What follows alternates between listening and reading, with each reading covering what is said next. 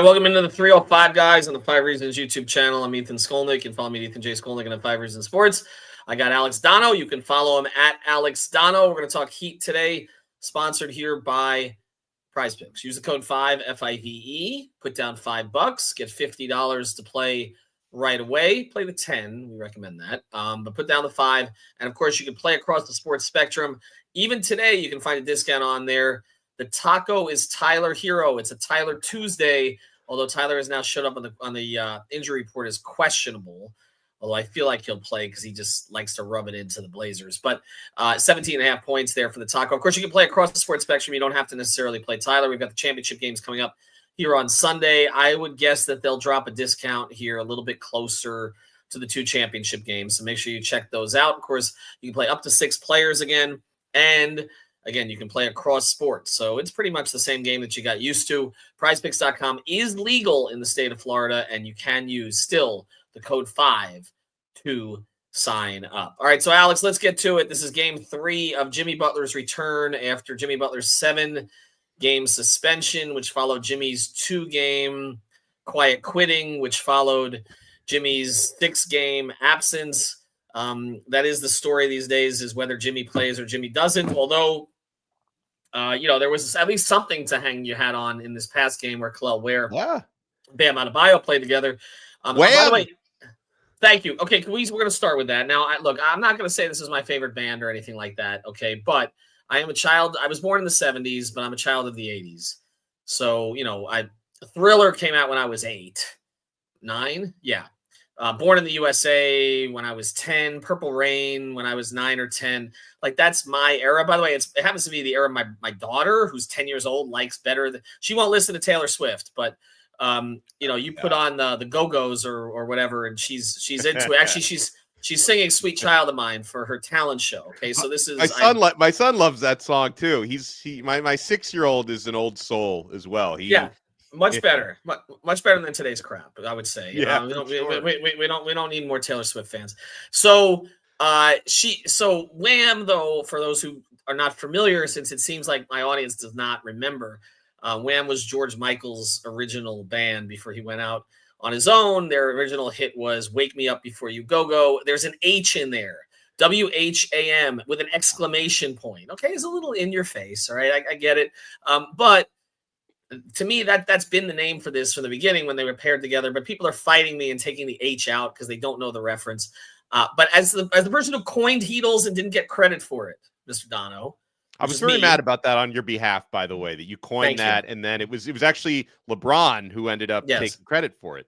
I wrote a column about it, and the very next day he said it in his press availability, and it was over, and I never got to copyright it, do anything with it. So I'm going to go down with the ship here with Wham, with the H. I know people are not going with it. It's far better than some of the other things I've heard, which is like Bear. No, we're not doing B-A-R-E. No, that's Beware. Awful. Beware for him specifically. Well, yes, I guess it could be with Bam for sure. But I'm going with Wham with the H in it. That's where I'm going with it. Other people don't want to do it. But the point is, it's like Squirrel right now. Like, oh, look, suppose playing 2 bigs together. Everything's great again. You still have a guy who's out there who does not want to be out there. It's pretty clear. I thought he was better in game 2, even though he scored 8 instead of 18. He had 7 assists. He was more engaged. The ball was in his hands a little bit more.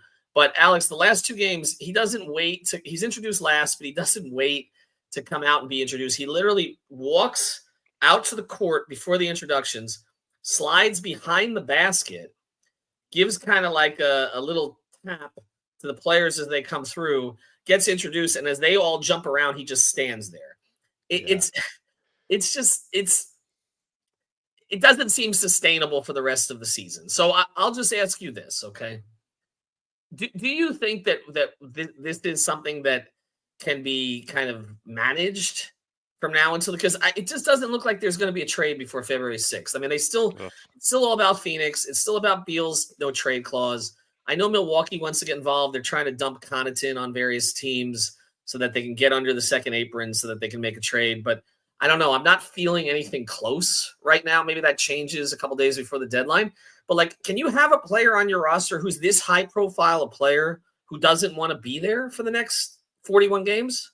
No, you can't. Because he's, not only, I mean, it's not like he's any player in the locker room who doesn't want to be there. I mean, you could argue he is no longer, but he had been the face of the franchise for the past several years. He's one of the more high profile players in the NBA. This situation has become very high profile. I look at the locker room as a very delicate ecosystem, and the idea of having an important participant on your team, an important member of your team who does not want to be there and has quite frankly been a little childish about it, very childish about it. I'm not going to say the Heat have handled everything perfectly going back to last May. I'm not. I mean, there were mistakes on both sides, but Jimmy has used this opportunity over the past couple of weeks to probably make this a little bit more toxic than he has to. And so on the other hand, if I look at it from an organizational standpoint, I hate the idea of, allowing the person who throws the tantrum to get their way. I mean, that's like one of the, not that these situations are exactly the same. That's like one of the cardinal parenting rules, the cause and effect. Like you are, maybe rewarding the guy who has been, turning your locker room toxic, or at least trying to, by trying to trade him. But I just think it's better for everybody if the situation finds some resolution that involves Jimmy going somewhere else, because I don't think it's fair to the fans to have to, think about and endure this saga, your customers. It's certainly not fair to the other players in that locker room. Like it's not fair to Spo, because Spo, needs to figure out ways, if he's got to play Jimmy and use him in games, he's got to manage that. He's got to placate Jimmy and not, piss off the players' organization, but also, wanting to really find the future structure of what his basketball team is going to look like after Jimmy Butler is inevitably gone. So, yeah, I mean, it's, you hate for his, his tantrum or his protest to be rewarded. But I guess congratulations, Jimmy, because in my opinion, he's now made this toxic enough where a trade as soon as possible. And then the other side of that, Ethan, I know you've of course talked about this a lot on 5 on the Floor and all the platforms, is I see some of the takes that, fans and even media members and former players are making about this, where they're taking Jimmy's side. They're like, Riley, why don't you just trade this guy? As if it's that easy, as if Pat Riley, right. You know what? All right, you're right. Right. Whatever he wants, we'll take a bag of potato chips in return. It's like, believe me, I'm sure Pat, Andy, Mickey, the Brain Trust, I'm sure they want to get a deal done. We know they want to get a deal done, but it's got to be something that works at least somewhat from the Miami Heat side of it. Financially, salaries, you've got to find something that literally works and can be done. And if he literally only wants to go to Phoenix and is only willing to go to Phoenix, then that makes this a lot more difficult. But I cannot wait until inevitably I get that notification from Off the Floor. Hopefully it's from us. Hopefully it's from us, Alex, after all this. From you guys that Jimmy is being imminently traded, because I want this to be over, and I want Spo and company and Wham and Tyler Hero and everybody to be able to focus on what's in front of them, because Jimmy being here right now doesn't do anybody any good at this point. Well, you're right. I mean, it's about not getting a bag of chips, but it's also not getting a bag of stale chips. It's not getting a bag of chips that expires in 2027, right? Like you're trying to negotiate the best possible deal at the same time as you have someone who has created somewhat of an untenable situation. And my concern is here, and I've said all along, you don't make a bad trade. Like whatever you do, you don't make a bad trade. Okay. Maybe you try to make a trade that sort of evens you up. You don't feel like you have to get over on somebody necessarily. You don't feel like you have to make a spite trade. Like we have Cronin is in town today. The Blazers are in town. They made a spite trade. I'm not saying that the Heat should make a spite trade. Okay. But I do think that this situation has the potential to get uglier after the 6th, because it feels to me, based on what I've heard about the meetings and what has come out about the meetings, that essentially this was Jimmy reiterating, I don't want to be here anymore. I'm not going to sign with you anymore. And the Heat basically saying, well, look, if you want to get traded, the better that you act during this period of time gives us a better chance to trade you. And so there was like this uneasy truce that was reached to get him back on the court. And now the problem is, if it doesn't happen by February 6th, it's in my head a lot the last couple of days. If it's not done by February 6th, then what happens on February 7th? Like, that's the thing. Like, how does he act the rest of the way? And does he force a situation where you have to send him home then with pay, which I know is something they do not want to do. They do not want, it's not just about the money. They don't want to set the precedent of that. Remember, they sent Lowry home a couple of years ago for a period of time. But again, Lowry was not, it wasn't for this length of time that potentially this could be. And it wasn't Jimmy Butler. I'm looking at the schedule. I mean, the day after the trade deadline, they're in Brooklyn. They're on a road trip. They've got Chicago, Philadelphia, a day off for the trade deadline, and then in Brooklyn. And what like do you they have? show up. You have like a poster schedule? Is that what you're looking at? Oh yeah, no, I'm very old school, Donno. Like I have a bulletin board here on my right. The schedule's there because I don't want to have to reach for the phone. It's too difficult. Yeah. So yeah. So February 7th, they're in Brooklyn. So I mean, do you want Jimmy showing up there knowing that he can't? He's stuck for 2 months and 1 week. And look, I'm looking at these comments here from Macmon. Why are folks so weak? I just need Jimmy to be gone. Nah, do what's best. Don't be a wuss. I totally understand. I've been saying that. Like staying strong on this should be their default. No question about it. Yeah. But I can't ignore the fact that this is going to get more uncomfortable if he's not moved by the 6th. Now what you get before then, I could be talked into. Some of this is coming out here. I see in some of the comments, Levine. Okay. Levine to me is he's kind of the litmus test here. Okay, so I'm looking at Jack Shearer. Thoughts on a trade for Levine, Zoe, Portis, and DeLon in Miami. Of course, Zoe's talking about Lonzo Ball. Gets off of Terry and Jimmy, Middleton and Lopez to Chicago. We talked a lot about Middleton. Jimmy and Vooch to Milwaukee. I'm sure he's done the what do you call it? The research on this. But what I'm saying is, like, Levine to me is kind of the question. Like, will the Heat decide that someone like that, who has had a really good season, okay, after not having a great season last year, and honestly, the Bulls were better without him, but it does appear that he's playing at a higher level. He's playing more as a teammate this year and all that. I've always felt in the right system, Zach could be a decent defender. He should be athletically. He really isn't consistently. And this comes into the question, Machman, don't be fooled by high numbers guy in a bad team. I'm concerned about that too. His efficiency has been really good this year. So again, but Rozier's efficiency wasn't bad last year, and that's turned into, now in retrospect, looks like a looter and a riot situation.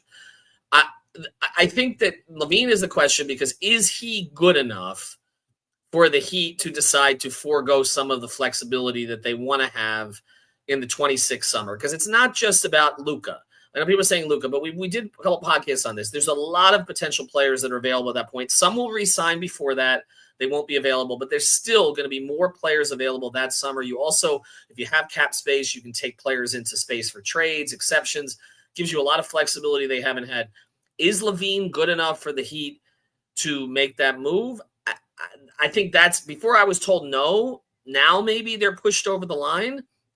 I like the idea of Brandon Ingram a little bit better, as long as you don't have to pay him $50 million a year like he wanted. It doesn't seem like he's going to get that on the market. Could you bring in Ingram and you pay him 30 to 35 a year? And he's 27. I know he's missed a lot of time, but he fits this core better from an age perspective. He's younger than Levine. Levine's knees worry me long-term, even though Ingram's had some injuries. So I'm open to all of these ideas. I think they are. But right now, they're just being, because Jimmy's made it impossible, because his people, I don't care if he says, you haven't heard me say anything. No, you've heard stuff come out that only could come from his side, okay? Yeah. And that has basically been pointing to Phoenix all along. And so it makes it very difficult for Miami. It's not just that they don't want to trade him to Phoenix or placate him. It's that there's this Beal factor that's involved there. They don't want that player. And so they're kind of stuck here where, okay, maybe a team like Memphis makes an okay offer because they just can rent him for the next 3 months. And is that going to be the best offer that's available? I know Mark Stein had suggested that. That may be the case. I don't think that you panic and make a trade, but I think you're more inclined to do something now rather than let this thing fester for 2.5 months when it looks like, Alex, and I want you to get to this and then we'll get to the other side. It looks like they've got a nice young core to build around, and I don't really know that I want Jimmy infecting it at the moment. Yeah, and that was, you summed it up very well, because that's what you articulated it better than I did. You know, when I talk about the toxicity of the locker room, that's really what I have in mind there. But speaking of toxicity, you know, I guess my big picture question for you on this, or maybe I'll raise it to you on the other side. We'll do a tease, because I do wonder, you know, how, if this does drag on for another 2.5 months, would the narrative maybe shift more towards a favorable look for Jimmy than the Miami Heat. So I'd like to ask you something about that. Yeah, no, we'll get to that on the other side of the break. And I do want to mention, you mentioned Off the Floor. We've been putting more and more content there first. Not that we're stopping with a podcast or 305 Guys or any of the free content we give you, but we're also putting a lot of our stuff there, and we're doing stage shows after the game as well. So check out Off the Floor. I'm going to post the link again on the Twitter page. If you use the link that we post, you can bypass the $1 upcharge on Apple, $2.99 per month. You can cancel at any time. Got our guy Eternal there moderating. That's always a good time. I don't know if he's here right now, so I won't say anything more. And we've also got stage shows post-game all the time, which don't go on the podcast feeds, and we try to give you inside information. Also, if you miss it, the best thing about Off the Floor is, honestly, if you haven't followed the Heat in a day, you literally can click on the Discord at the end of the day, and you'll see everything. We post every link that's about the Heat. It all goes there. You don't have to go through Twitter. So check it out. It's Off the Floor. It's an extension of 5 on the Floor. And we do want to thank our listeners. #1 local basketball podcast in the country again this week. So that's 2 straight weeks. And that's without Jimmy requesting another trade. So we appreciate all of you. All right, Alex, let's get to it. All right. So, I mean, I wonder your take on how this perception could turn. And I'm sure that Jimmy and his people would root for this if he's not dealt by February 6th. I'm sure they would prefer to be dealt before that. But, the Heat as an organization, and it's smart. You always want to appear to be an organization that takes care of your players. I mean, you think about, the tributes and all the guys who have come through the Heat organization that then go on to work for the organization. They had a bit of a misstep with Wade, and then they mended the fences when he came back for the farewell tour. And again, I know that I wish it was just as simple as if Riley wanted to trade Jimmy, he could snap his fingers and make it happen today. We know it's not that simple, but if this does drag on for several more months or even drag on into next season, could the perception turn to really make it look like the Heat are kind of holding him hostage to hold out for a deal that they can't get?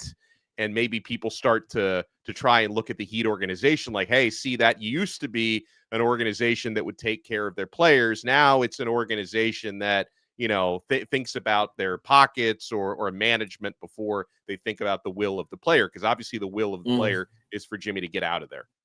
Well, I think if you're watching, and I don't want to disrespect what they were as players, but if you're watching the likes of Nick Young and Lou Williams and Gilbert Arenas on podcasts, and you realize that none of them have ever been to a finals, I don't think.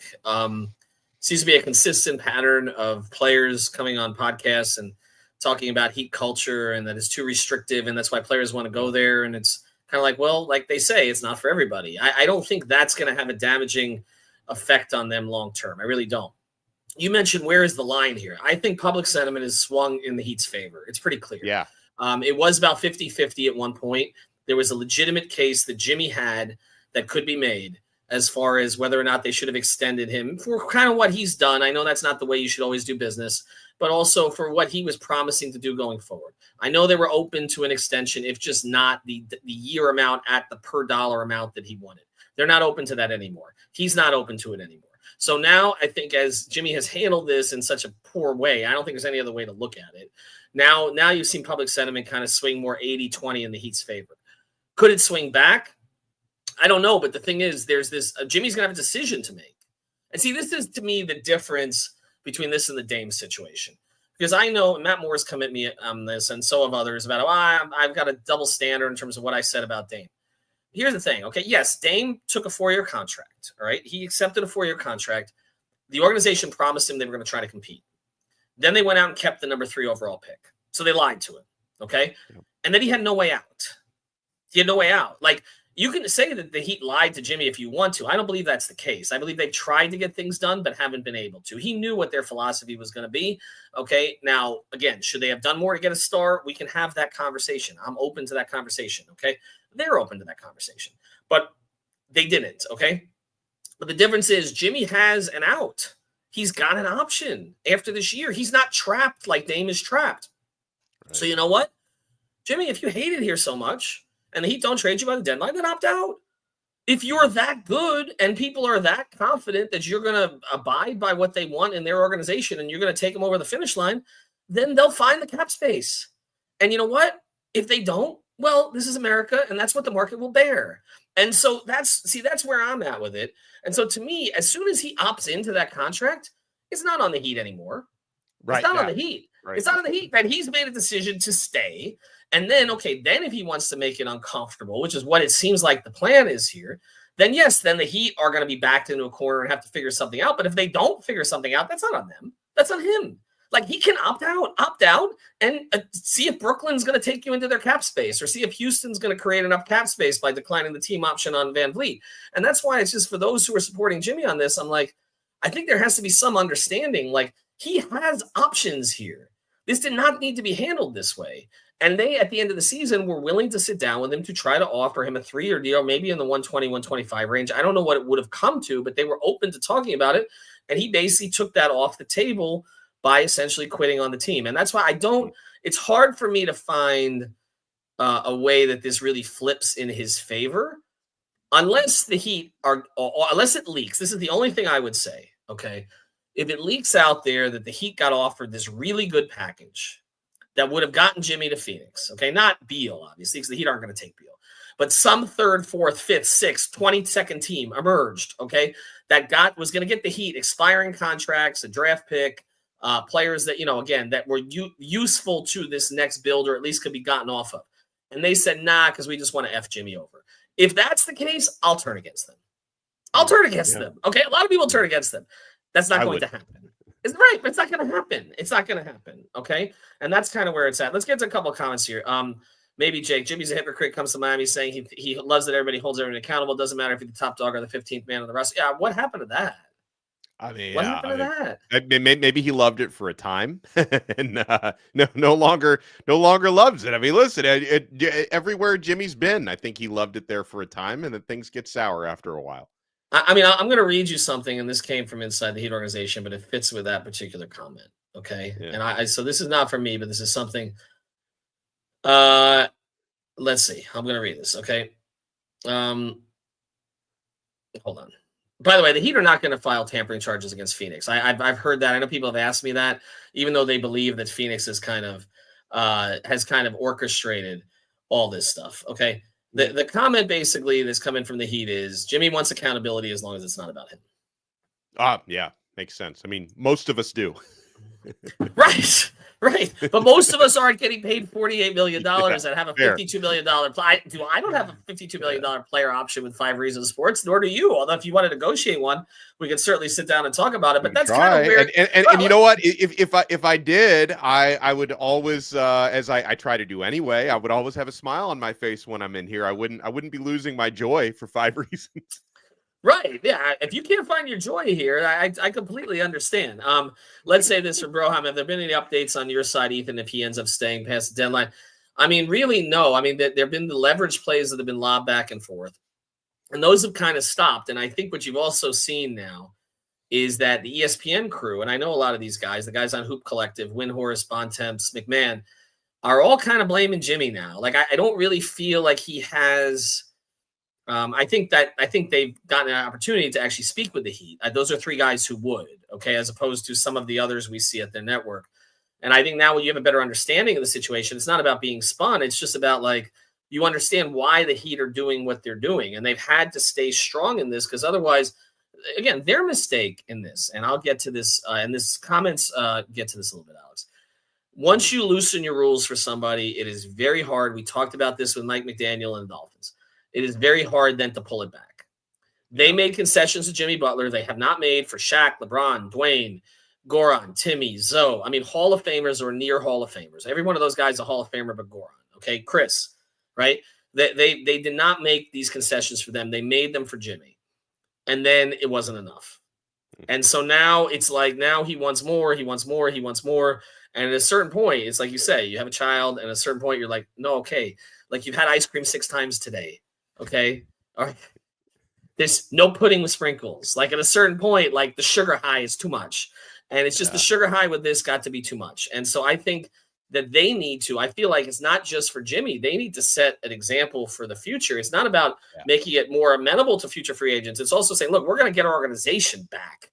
Okay. And I think that's kind of where this is at. All right. Any final thoughts? If Jimmy is here, I'll let you close on this. If Jimmy is here on February 7th, how do you think it plays out, Alex? I think we're heading towards either another suspension, which I know would be tricky, or paying him not to play, maybe a paid suspension situation, because like you eloquently pointed out, there's a truce going on right now. Right. Be on your best behavior until February 6th, and hopefully we can get a deal done. Ethan, if they can't, I think all hell breaks loose. And even though you said it'd be good for, media and platforms, I don't want it. I'm a Heat fan first and foremost. I do not want all hell to break loose. I want a quiet and happy resolution of this thing. But yeah, I don't know. Just again, my opinion, I hope I'm wrong, but I think it's going to get uglier and messier. It's going to look pre-suspension if they don't get something done by February 6th. I think they're going to need to get the league involved if that happens. I think that's where this is headed. I think if he's not traded by the end of February 6th, then on February 7th, I think things are going to start to get really dicey. And then I think it's going to be on the league to support the Heat here. We'll see if they do. The Heat believe that they'll have the league's backing on this because the league is very much about player availability right now and very much about public image. And this Jimmy thing is not good it's good for business for us. It is for me, no question. Right. It's not good for business for them. So I do think if it gets to February 7th and he acts out, okay, or is just not performing at a high level, then I do think you could see the Heat try to suspend him again with the league support. To this point, I don't know when the Player Association grievance, I'm checking in to see if it's actually been filed. It hadn't been filed as of last week. But when that's going to be heard, that could leak more of stuff out there, and people are going to say the Heat are leaking it. It's just that they filed the agreements was filed against them, so they have to counter it. But we'll see what happens on February 7th. But I think that is where you could see the Heat bend a little bit from their philosophy of, okay, if worst case they got to pay him for a month to go away, they might. Yeah. Okay. Yeah. But I think they prefer to get the league involved in this before they do. Remote article said it was filed. I'm going to check on that. I haven't confirmed that myself. But yes, I did see that. But I do know as of last week it hadn't been. So I know the Heat had prepared a 10-page letter to respond to it, but it had not actually been processed in court yet, or in the arbitrator's log at this point. Anyway, Alex, appreciate it. Thank you. We'll be back tonight. I'll be there for the Blazer game, trying not to breathe on Alex and Brady. We'll have a post-game show. Greg's going to host that. Greg, by the way, hope for the best for Greg. It's going to snow in North Carolina tonight. He hasn't had snow in his house. Isn't it snowing in like Pensacola? It's crazy. Yeah, it's snowing. It's snowing. It's going to snow in Fort Lauderdale next. Anyway, Alex, we appreciate it. Prize Picks. Use the code 5 FIVE and off the floor. You got to come on. You got to chop it up with people on there. I know. I'm so well. You see, I'm really busy because TikTok is back. I had like 12 hours of no TikTok, and now I'm TikToking again. But I got to get on off the floor. I don't even have a login for TikTok. That's how old I am. Anyway, that's how that plays out. Anyway, thanks to everybody for joining. We'll get to more comments. I'll be on off the floor later today as well, just taking questions. Have a good one, Ray.